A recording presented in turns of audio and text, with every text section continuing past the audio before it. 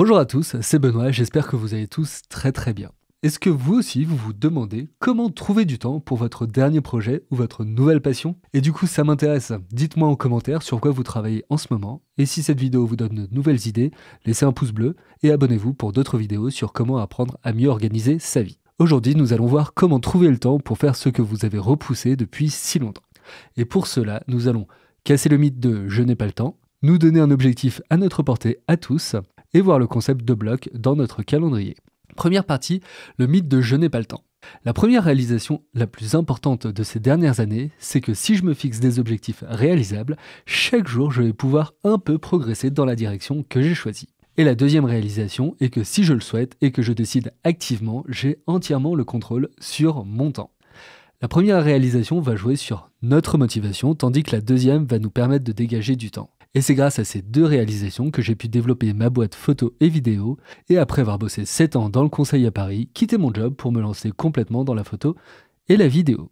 J'ai commencé à apprendre la photo et la vidéo en autodidacte. Et comme nous tous, il fallait que j'apprenne à gérer tous les aspects de ma vie, la famille, les amis, le travail, le sport, et trouver le temps pour cette nouvelle passion. Et pour pouvoir progresser, j'ai dû revoir complètement comment je travaillais et j'allouais mon temps. C'est la deuxième partie, nous allons nous donner un objectif à notre portée à tous. Si je me dis que l'année prochaine, je monte au sommet de l'Everest, ça paraît être un objectif hyper noble, mais alors complètement hors de portée. Et c'est le plus gros danger. En se fixant des objectifs hors de portée, on se met dans une position difficile dès le début. Car dans peu de temps, on va se rendre compte que le chemin à suivre est bien long, et hop là, on est sur une pente glissante et notre motivation prend un gros coup.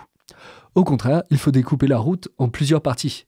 Atteindre le premier camp de base, puis le deuxième, et enfin le troisième, et ensuite il faut se faire une préparation physique qui permette à notre corps de tenir la distance. Et c'est la même chose lorsque l'on veut se lancer dans une nouvelle passion. Même si on ne sait pas quel va être l'objectif à atteindre du jour, et en particulier lorsqu'on débute dans un domaine, car on ne sait tout simplement pas dans quelle direction avancer, un objectif qui fonctionnera dans tous les cas, c'est seulement de se dire de travailler 1 heure sur le sujet, et c'est déjà une énorme victoire. Réaliser qu'1 heure de travail chaque jour, c'est plus efficace que 5 heures toutes les 2 semaines, voire tous les mois. En un mois, vous avez déjà passé 30 heures sur le sujet, et en un an, vous avez passé 356 heures sur le sujet, ce qui est énorme. Et pour vous parler de comment j'ai fait, j'ai eu mon premier appareil pour mes 25 ans. Et depuis ce jour, je m'étais fixé pour l'objectif de passer au moins 2 heures à apprendre la vidéo et la photo. Au bout de 3 ans, j'avais déjà passé plusieurs milliers d'heures de travail et j'ai décidé de commencer à faire des photos professionnellement à partir de la 4e année. C'est la régularité qui m'avait donné la confiance qu'il me fallait. Et le tout a tenu à un objectif tout simple et réalisable, travailler tous les jours X heures sur ma passion. Et même si vous n'avez pas 2 heures à passer tous les jours, ça n'est pas grave. Ce qui compte le plus, c'est la régularité et non la durée de travail. Dernièrement, j'ai aussi décidé de progresser à la guitare. J'ai de gros problèmes pour me caler sur un tempo, donc je me suis fixé un objectif de travailler 15 minutes par jour mon rythme. Et je vous garantis que déjà au bout de 2 semaines, je vois des progrès de folie. Pour la motivation, c'est un super hack, vu que je ne bosse pas des heures et des heures. Déjà, c'est plus facile de se dire je m'y mets un quart d'heure. Et surtout, comme je ne m'attends pas à faire des progrès de folie en juste 15 minutes, quand je vois tout le chemin que j'ai parcouru en 2 semaines, c'est une super surprise. Ce qui nous amène à la troisième partie, le concept de bloc de temps dans notre calendrier. Le concept de bloc de temps va avoir 3 avantages énormes. La décision de faire ce que vous voulez faire a déjà été prise.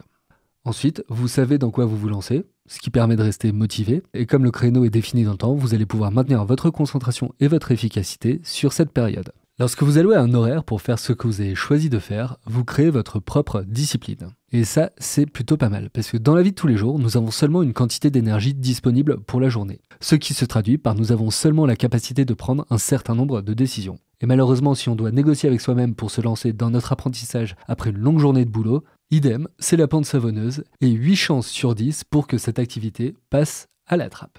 Ainsi, en éliminant cette étape de décision, vous mettez toutes les chances de votre côté pour faire cette activité, car vous vous êtes mis dans la disposition de faire et non de décider, ce qui est vachement moins gourmand en énergie. Le deuxième avantage de ces blocs va être de maintenir votre motivation. Je ne sais pas pour vous, mais j'ai beaucoup moins de mal à me lancer dans quelque chose quand je sais que ça va me prendre uniquement un quart d'heure, une demi-heure ou 1 heure. Si je me dis « allez, je bosse 1 heure sur la photo maintenant », c'est une activité qui me semble 1000 fois plus réalisable que si je me dis « allez, j'apprends telle technique aujourd'hui ». Dans le premier cas, on sait dans quoi on s'engage, et ce qui est beaucoup plus facile à accepter, et cela permet de garder sa motivation intacte. Et le troisième avantage de ces blocs va être de maintenir votre concentration et votre efficacité. Se donner un cadre de temps limité pour quelque chose permet de maintenir son efficacité. Ce phénomène avait été étudié et décrit par la loi de Parkinson, énoncée comme ceci. Le travail s'étend de manière à remplir le temps disponible pour sa réalisation. Autrement dit, si on se donne 3 heures pour faire quelque chose, on mettra effectivement ces 3 heures pour le faire. Et si on se donne 1 heure pour faire cette même activité, alors on se mobilise et on mettra seulement 1 heure pour la faire. Et cela vient du fait que plus on a de temps pour faire ce que l'on veut, plus on va laisser notre esprit vagabonder. Et il ne sera pas aussi efficace que si on le mobilisait pour une durée plus courte. Et je ne sais pas pour vous, mais je ne pourrais pas compter le nombre de réunions auxquelles j'ai participé qui duraient des heures et des heures, alors que tous les sujets auraient pu être traités beaucoup plus rapidement. Et c'est aussi pour cela qu'on est tellement plus efficace quand on est à la bourre sur un projet. La seule chose qui change, ça n'est pas notre habileté ou notre compétence, c'est tout simplement notre capacité à se mobiliser qui est en lien direct avec notre efficacité. Ça y est, vous connaissez maintenant le secret ultime pour avancer dans vos projets et devenir excellent dans n'importe laquelle de vos passions. Se fixer un objectif de travail tous les jours, choisir la durée qui est raisonnable de tenir et créer des blocs pour garder votre efficacité.